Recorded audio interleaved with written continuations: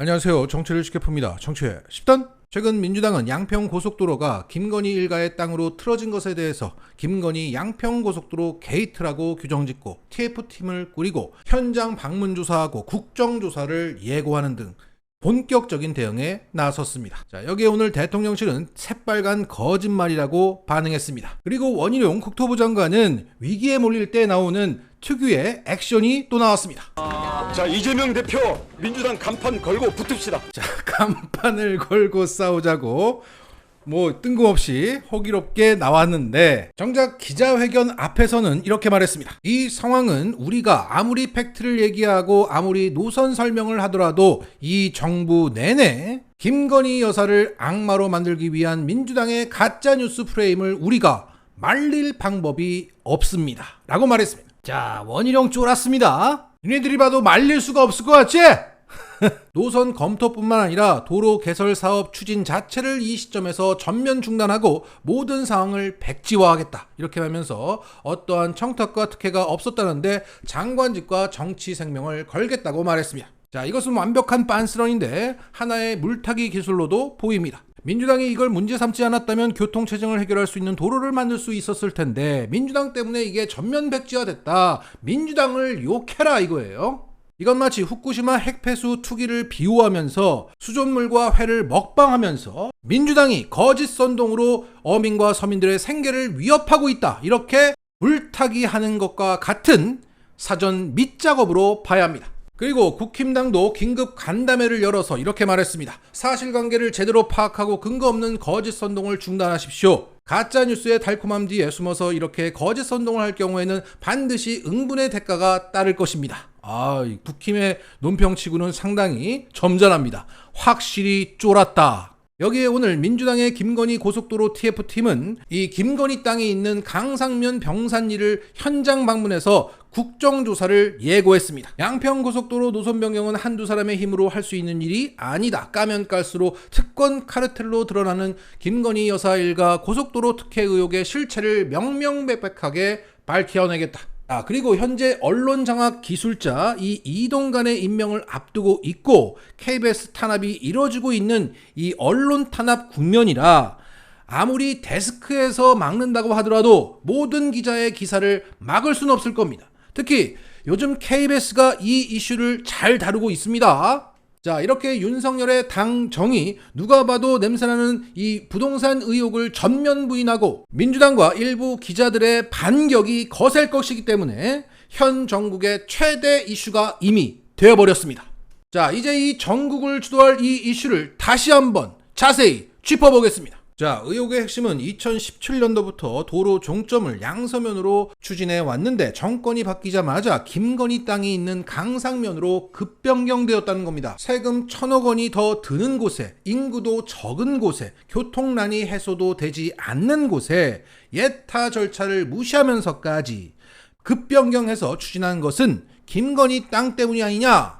더욱이 정부 차원에서의 타당성 조사를 받고 있는 도중에 종점이 바뀐다는 것은 관계 공무원들조차도 그 사례를 찾아보기 힘들다고 말하고 있습니다. 여기에 국힘당은 그런 사례는 많다라고 주장하고 있지만 오늘자 한겨레 보도에 따르면 정부 타당성 조사 도중에 노선이 변경된 것은 역대 2건밖에 존재하지 않는다고 말하고 있습니다. 1999년과 2003년도에 바뀐 적이 있었는데 당시에 노선 변경 사유가 명확했다는 거예요. 지자체 차원에서의 요구도 있었고 주민들의 요구를 기반으로 변경되었다. 그런데 강상면으로의 변경은 주민들도 모르고 공무원조차도 몰랐습니다. 게다가 이 도로의 시작점이 되는 하남시는 시 차원에서 국토부에 교통체증을 이유로 변경해달라고 요구를 했습니다. 교통체증을 입증하는 시뮬레이션 결과와 주민들의 서명을 받아서 이렇게 요구를 했습니다. 그런데 이러한 정당한 시작점 변경 요구는 묵살한 채 국토부는 종점만 바꿨던 겁니다. 자, 이렇게 아무리 빠져나가려고 해도 구멍이 보이질 않습니다. 그러니까 지금 말릴 수가 없다고 얘기하는 거예요. 물론 윤석열 정부 차원에서 부여잡고 있는 마지막 동아줄이 하나 있긴 있습니다. 우리가 강상면으로 추진한 이유는 그 나들목 IC를 이 양평군 내에 설치하기 위함이었다. 그리고 그 종점은 분기점이기 때문에, 그러니까 그냥 지나가는 도로이기 때문에 김건희의 땅의 땅값은 큰 영향이 없다는 이유를 대고 있습니다. 하지만 양평군의 한 공인중개사는 이렇게 말했습니다. 고속도로의 교통량, 지역 요건을 고려했을 때 이 토지주는 많게는 2배가량의 시세 차익을 거둘 수 있다. 시세 변동이 없다면 주민들이 왜 그렇게 종점 유치에 열을 올리겠냐? 자, 2배가 오른답니다. 그러면 앞선 영상에서도 말씀드렸다시피 이 땅은 김성교 당시 양평군수의 협조 아래 56배가 올랐던 땅입니다. 그러면 김건희 일가는 최소 100배 이상 이 땅을 뻥튀기해서 먹으려고 했던 겁니다. 자, 그러면 국토부가 제공한 전체 지도를 보겠습니다. 빨간색은 강상면으로 가는 안이고 검은색은 양서면으로 가는 안입니다. 여기서 무덤처럼 보이는 아이콘이 바로 터널입니다. 자, 강상면으로 가기 위해서는 터널을 훨씬 더 많이 뚫어야 한다는 것은 한눈에 확인할 수 있습니다. 반면 양서면으로 가기 위해서는 여기에 다리를 하나 더 만들어야 합니다. 그럼에도 강상면으로 가려면 공사비가 1,000억 원이 더 든다는 겁니다. 왜냐? 자, 확대를 하면 강상면으로 가기 위해 수많은 터널을 뚫습니다. 그리고 짧은 다리도 만들고 중간에 강화 IC가 생깁니다. 그러니까 윤석열 쪽에서는 이 강화 IC를 만들기 위해서 강상면으로 우리가 가려고 했다라고 해명하고 있는 거예요. 그리고 또 작은 다리를 또 만들고 긴 터널을 뚫고 다리 하나 또 만들고 또 다리를 만들고 2km짜리 또 긴 터널을 뚫고 김건희 땅이 있는 강상면으로 가는 겁니다. 자, 그리고 이 김건희 땅이 있는 분기점 그 바로 밑에 남양평 IC가 있습니다. 자, 이 도로를 뚫으면 서울에서 김건희 땅으로 20-30분 만에 도착될 수 있습니다. 그리고 기존에 만들어 놓은 남양평 IC와 만나게 되는 거예요. 그러면 제 아무리 이게 분기점 JCT라고 하더라도 이 땅의 땅값은 크게 오를 것이라는 것은 불보듯 뻔합니다. 저기 어제 이 남양평 IC와 1km 떨어진 곳에 축구장 1개 크기의 김건희 땅이 더 있다는 보도가 나왔습니다. 자, 반면 인구가 많이 살고 좌상단에 두물머리가 있어서 교통체증으로 몸살을 겪고 있는 양서면으로 가는 안으로 가면 딱 봐도 교통체증 해소에 도움이 될 것 같습니다. 주변에 도로도 많고 더군다나 공사 이슈가 상대적으로 덜합니다. 다리 큰 거 하나 놓는 거 빼고는 할 게 없는 겁니다. 그래서 1,000억 원이 덜 드는 겁니다. 자, 그런데 누가 봐도 이런 상황인데 작년 7월 원희룡의 국토부는 이 2개의 안을 두고 이렇게 비교 검토했습니다. 여기서 대안 1은 강상면이고 대안 2는 양서면이에요. 자, 강상면은 주변 교통망 정체 완화가 된다. 양서면은 교통 정체가 예상된다고 합니다. 자, 강상면은 환경 피해가 덜하다. 횡단 교량이 적다. 근데 양서면은 환경 피해가 많다. 왜냐하면 교량이 많아서다. 자, 교통 체증 이슈가 있는 것은 북쪽이에요. 두물머리 쪽입니다. 그래서 양서면 안으로 가야 하는데 이렇게 평가를 했던 것이고 환경적인 측면에서 남한강을 횡단하는 대형 다리가 하나 선다는 이유로 엄청나게 뚫고 다리를 작은 다리를 계속 놓아야 하는 강상면보다 양서면이 환경 피해가 심하답니다. 이거 뭐 눈 가리고 아웅하는 거죠. 자, 이렇게 작년 7월에 답정너식 검토를 한 원희룡 국토부 장관은 작년 8월에 국회에 출석해서 국토부 김선교 국힘의원에게 관련 요구를 받습니다. 자, 여기서 김선교라는 인물이 매우 중요합니다. 앞선 영상에서도 언급했지만 김건희 일가와 30년간 끈끈하게 유착된 인물로 10년 전 2013년도에도 양서면에서 강상면으로 종점을 변경시키는 안을 추진했던 인물입니다. 자, 김성교가 원희룡에게 질의합니다. 양평 와보셨죠, 경기도? 저요? 예, 장관님.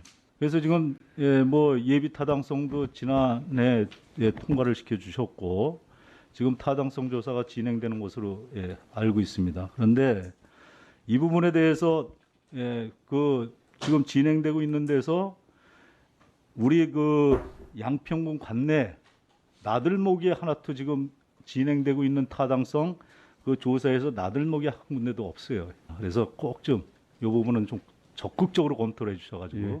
하남, 광주는 있는데 양평이 그렇죠. 막상 없으니까. 광주까지는 있는데 예, 예. 그래서 타당성 종착역에 조사 중이니까 예, 검토하겠습니다. 예, IC 자, 김선교는 강상면을 직접적으로 언급하진 않았어요. 하지만 나들목을 만들어야 한다고 강조합니다. 자, 나들목이 있는 건 무슨 안입니까? 바로 강상면 안이죠. 사실상 강상면 안으로 적극적으로 검토해달라고 요구를 했던 거예요. 여기에 원희룡은 예비 타당성 조사 중이니까 검토하겠습니다 라고 말을 합니다. 그리고 같은 해 10월 국감장에서 원희룡은 민주당 한준호 의원으로부터 강상면 병산리에 있는 김건희의 땅이 문제가 있다는 질의를 받습니다. 2003년도에서 2008년도까지 김건희 일가의 땅이 불법적으로 땅이 쪼개지고 임야에서 토지로 지목 변경되면서 56배 땅값이 뛰었다. 당시 양평군수 김선교였다. 그 김선교가 이 불법 작업을 용인했던 거 아니냐라는 얘기를 들었습니다. 그리고 정동균 전 양평 군수 민주당 출신이에요. 이 사람의 증언에 따르면 김선교 의원이 지역 축사를 하면서 이렇게 말했다고 합니다. 원희룡 장관이 나한테 전화를 걸어와서 강상면으로 가자고 했고 나는 좋겠다고 화답했다. 그리고 JTBC에 따르면 국토부가 작년 11월에 이 강상면 안을 사실상 확정하고 사업 절차를 진행해온 것을 확인했다는 보도가 나옵니다. 자, 지금까지 나온 내용을 정리하자면 작년 지방선거가 끝나고 양평 군수가 민주당에서 국힘으로 바뀐 직후인 7월에 원희룡은 이례적으로 양평군에 사람까지 보내면서 이 강상면 안을 검토했었고 답정너식 검토 결과를 내놨고 8월 국회에서 강상면 안으로 적극 추진해달라는 김선교의 요구도 받았고 비슷한 시기 강상면으로 가자고 원희룡이 김선교에게 전화를 했다는 제보가 있고 10월 국감장에서 그 땅은 김건희의 땅이고 문제가 많다는 의혹 제기를 받습니다.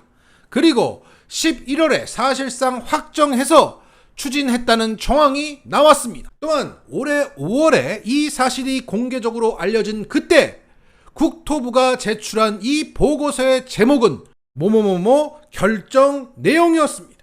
그런데 논란 직후 원희룡은 아직 결정된 사항이 아니고 실무진의 의견일 뿐이라고 선을 그었습니다. 그리고 그 보고를 받자마자 즉각 재검토를 지시했다. 그래서 늘공과 어공이 다르구나 개탄하면서 늘공 실무진의 책임으로 돌립니다. 이미 충분히 알고 있었던 상황이고 결정된 상황이었는데 이렇게 새빨간 거짓말을 했던 겁니다.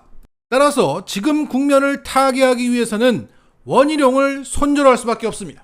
하지만 그들은 이미 전면 부정, 전면전을 선포했고 이 과정에서 정권이 흔들릴 수 있습니다. 자, 앞선 영상에서도 말씀드렸지만 양평 강상면 병산리에 있는 이 김건희 일가의 땅은 2003년에서 2008년도 사이 그 지가 형성 과정이 너무나 지저분하고 거기서 김건희 일가와 강하게 유착된 양평 군수 김선교의 행정 실태가 고스란히 남아 있으며 이게 2013년 양평을 관할하던 윤석열 여주지청장과 맞물리면서 200억을 땡겼던 그 공흥지구 개발 특혜와 이어지기 때문에 여기서 많은 것이 추가적으로 드러날 수 있습니다. 그리고 이 양평 카르텔의 핵심 인물은 김선교죠.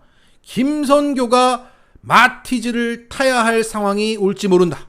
자, 이것을 윤석열은 물타기하고 덮기 위해서 총선에 쓸 캐비넷을 미리 열어야 하는 상황이고 많이 급해졌습니다. 그런데 그 캐비넷이 좀 비어 보입니다. 추미애 장군을 잡겠다고 꺼내든 것이 또 아들 병역 문제입니다. 자, 정리하겠습니다. 불은 붙었습니다. 땔감은 많습니다. 하지만 비는 내릴 겁니다. 자, 다들 후